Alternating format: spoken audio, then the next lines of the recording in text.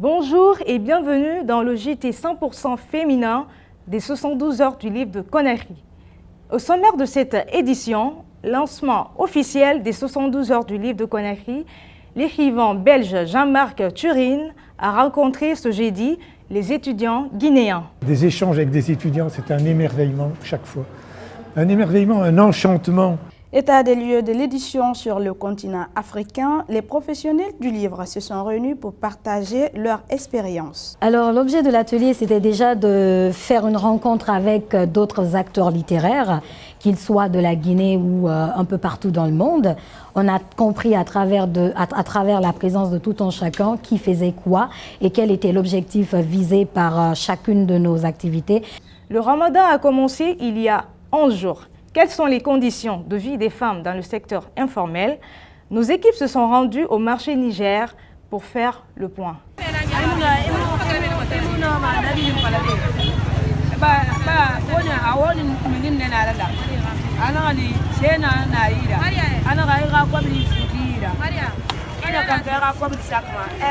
Le prix des 5 continents de la francophonie 2018, l'écrivain belge Jean-Marc Turine a rencontré les étudiants guinéens ce jeudi à l'université Mahatma Gandhi de Lambagny.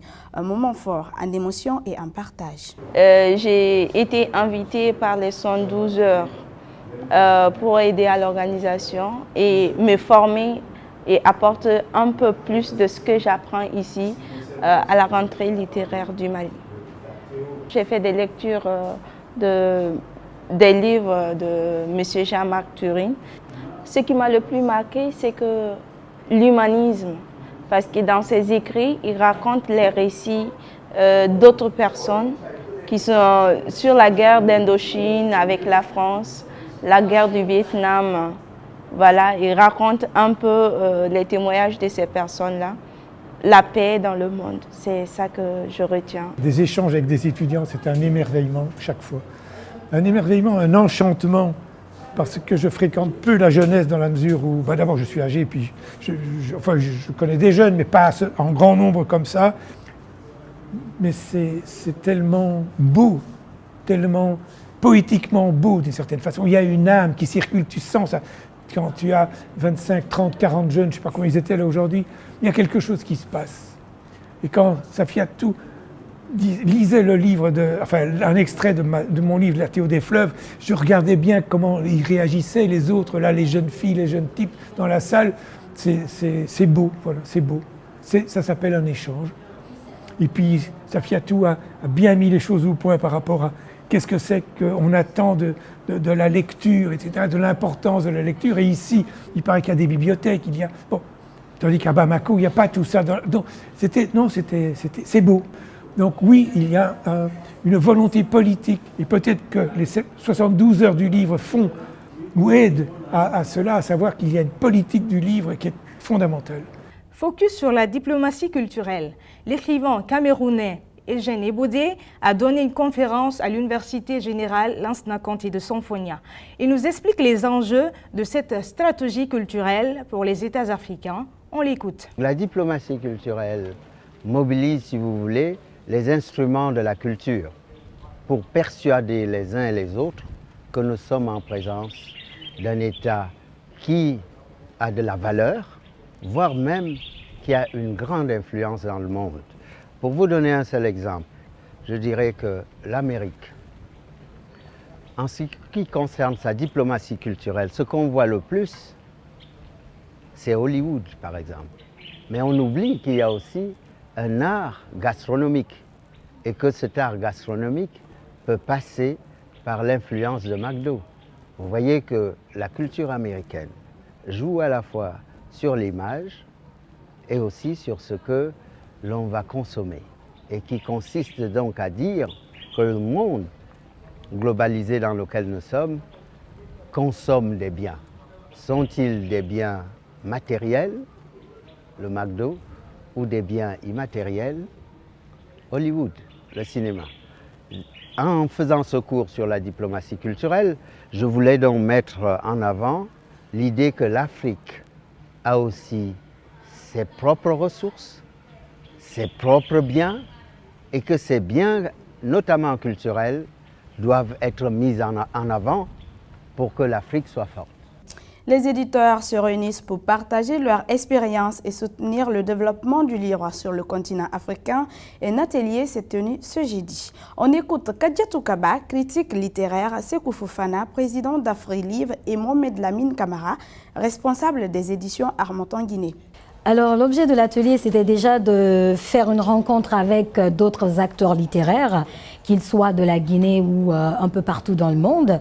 On a compris à travers la présence de tout un chacun qui faisait quoi et quel était l'objectif visé par chacune de nos activités et donc chacun de nos événements. Oui, bien sûr, à travers cette rencontre, on a dû comprendre réellement comment chacun se battait pour justement défendre le livre, pour défendre la lecture, pour défendre la culture, pour mettre au devant de la scène la littérature. Je pense que toutes les interventions étaient importantes dans la mesure où c'est l'objectif quand même visé.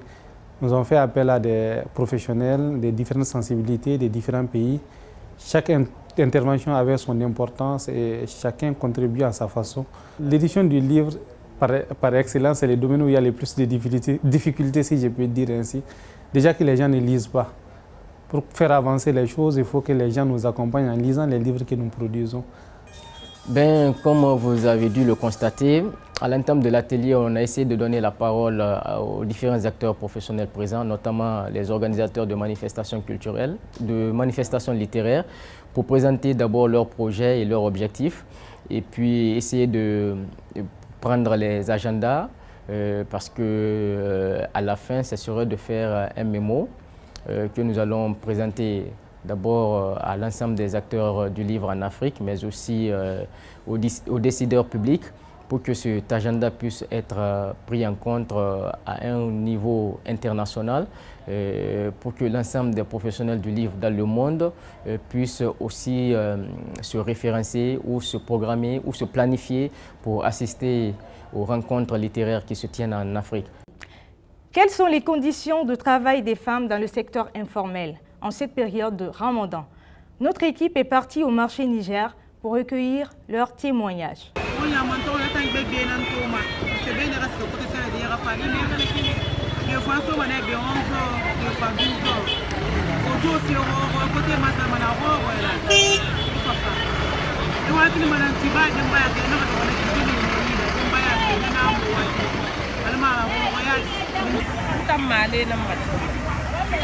kono male sare te to iyo na male sare ma fili da kan tina ina sika butikra fino ko ko tamansa ina na ko bi pale ko male ke sare mana ko ta na mo malagi male ge ni muna sesi moto na mati masa inde sam 1000 francs mo na na ta ma entre kono male sare mala te ha dinar mo na mati ko 500 francs na na be mali be jere yo mali be jere 500 francs ina na ta entre kilo